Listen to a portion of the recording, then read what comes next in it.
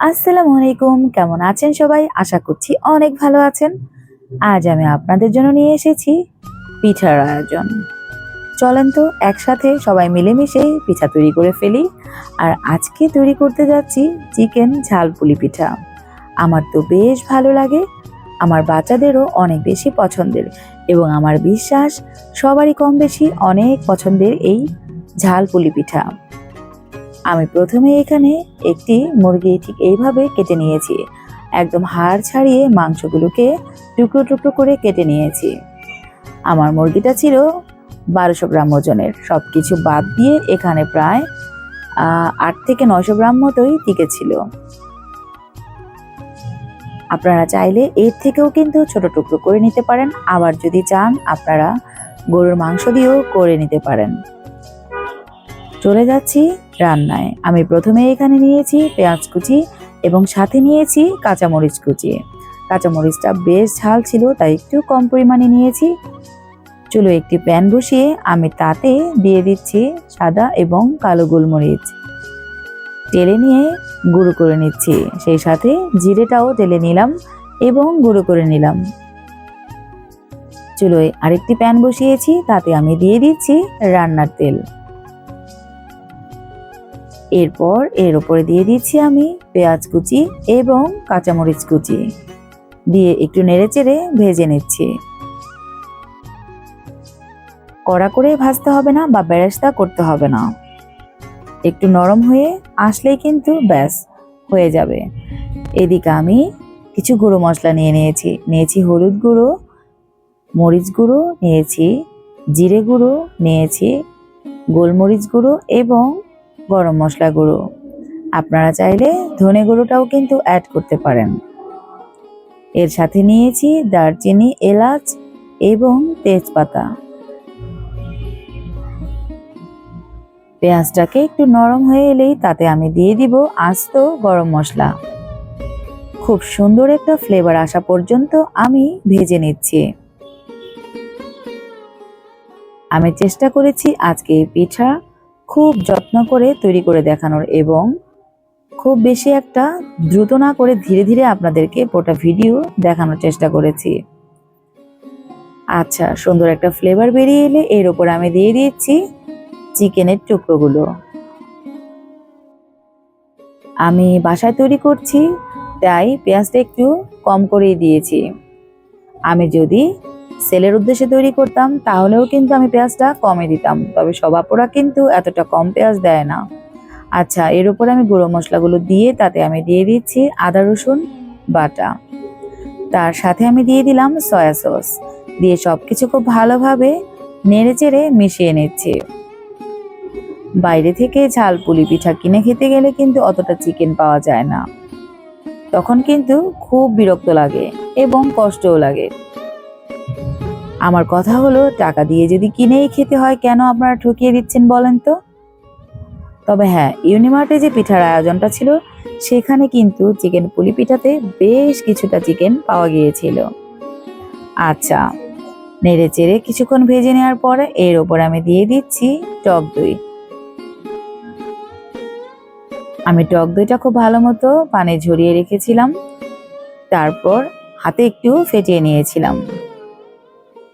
চিকেনের সাথে খুব ভালোভাবে মিশিয়ে নিচ্ছি।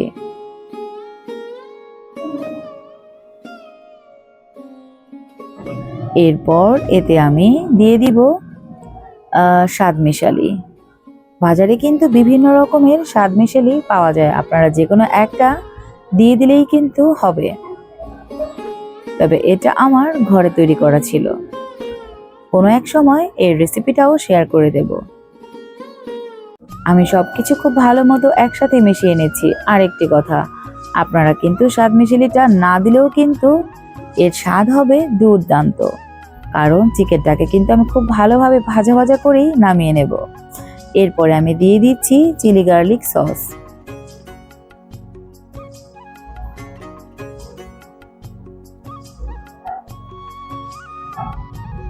আবারও সবকিছু খুব ভালোভাবে নেড়েচেড়ে মিশিয়ে নিচ্ছি।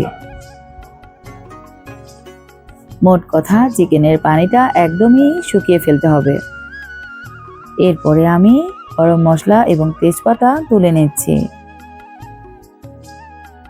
দেখতেই পাচ্ছেন কি দারুণ একটা কালার এসছে আর একদমই ভাজা ভাজা হয়ে গিয়েছে। এখন আমি ঠান্ডা হতে সরিয়ে রাখছি। চুলায় আরেকটি প্যান বসিয়ে তাতে পরিমাণ মতো পানি দিয়ে দিয়েছি এবং দিয়ে দিয়েছি কিছুটা লবণ। এরপরে আমি 2 কাপ চালের গুঁড়ো দিয়ে দিচ্ছি, আর অবশ্যই কিন্তু ছেঁকে দেওয়ার চেষ্টা করবেন। আমি পরিমাণটা সবকিছুর এক্সাক্ট বলছি না, কারণ পিঠা তৈরিতে এক একজন এক এক রকমের দিয়ে থাকে। এরপরে আমি এখানে ময়দা দিয়ে দিচ্ছি। আমি এখানে 2 কাপ মতো ময়দাও দিয়েছি, তবে পরবর্তীতে কিন্তু আমার ময়দা আরো বেশ কিছুটাই লেগেছিল। তো পানিটা খুব ভালো মতো ফুটে উঠলে তাতে আমি চালের গুঁড়ো এবং ময়দাটা দিয়ে দিচ্ছি। আমি কিন্তু দুটোই ভালোভাবে ছেঁকে নিয়েছি। এরপরে স্প্যাচুলা দিয়ে একটু সরিয়ে সরিয়ে দিলাম ময়দাগুলো। আমি কিছুক্ষণ ঢেকে রেখেছিলাম একদম লো আঁচে। এখন আমি চুলাটা অফ করে দিয়ে একটা নরম কাই তৈরি করতে যাচ্ছি। প্যান থেকে ছাড়িয়ে নিয়ে একটি বড় পাত্রে নিয়ে নিয়েছি, আর এটা কিন্তু খুব গরম থাকা অবস্থায় আস্তে আস্তে হাতে ভিজিয়ে ভিজিয়ে এই কাজটা করে ফেলতে হবে। ডোটা একদমই সফট হয়েছে দেখতেই পাচ্ছেন, আর অনেকটা মসৃণও হয়েছে। এখন আমি চলে যাচ্ছি পিঠা তৈরিতে। যেটাতে পিঠাটা আমি বেলে নিব তাতে আমি কিছুটা ময়দা ছিটিয়ে নিলাম, আর এখানেও কিন্তু ময়দার সাথে আমার চালের গুঁড়োটা মিক্স ছিল। তারপরে পছন্দ মতো একটা একটা করে ডো কেটে নিয়ে আমি কিন্তু রুটি বেলে নিচ্ছি।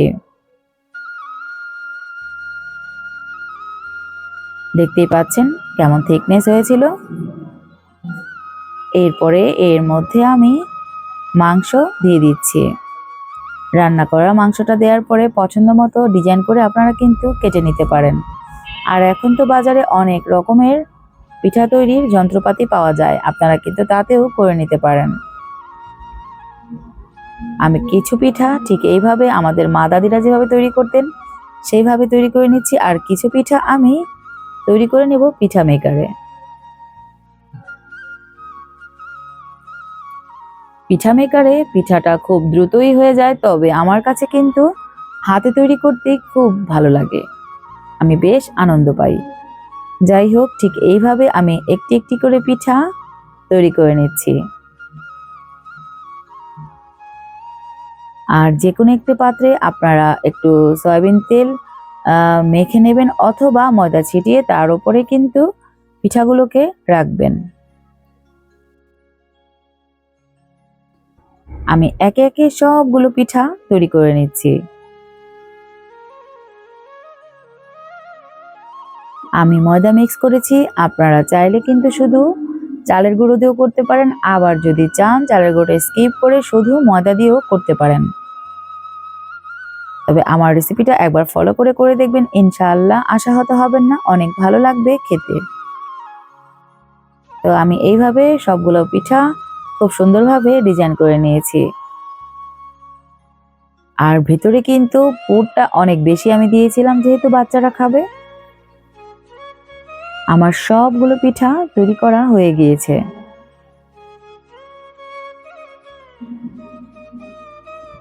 এখন আমি চুলোয় চলে যাচ্ছি।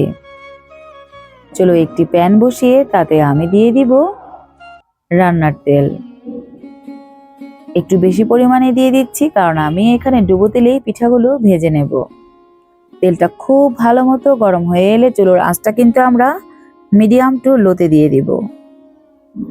এরপরে এপিট ওপিট করে খুব ভালোভাবে গোল্ডেন ব্রাউন করে পিঠাগুলোকে ভেজে নেব। এই পিঠাগুলো খেতে কিন্তু খুব বেশি শক্তও লাগবে না, আবার খুব বেশি নরমও লাগবে না। শক্ত এবং নরমের মাঝামাঝি যেই টেক্সচারটা হয় সেটাই কিন্তু হবে, এবং খেতেও হয় দুর্দান্ত স্বাদের। আমার একে একে কিন্তু সবগুলো পিঠা ভাজা হয়ে গিয়েছে। আলহামদুলিল্লাহ, দেখতে যেমন ভালো হয়েছে খেতে এর চেয়ে অনেক গুণ বেশি ভালো হয়েছিল।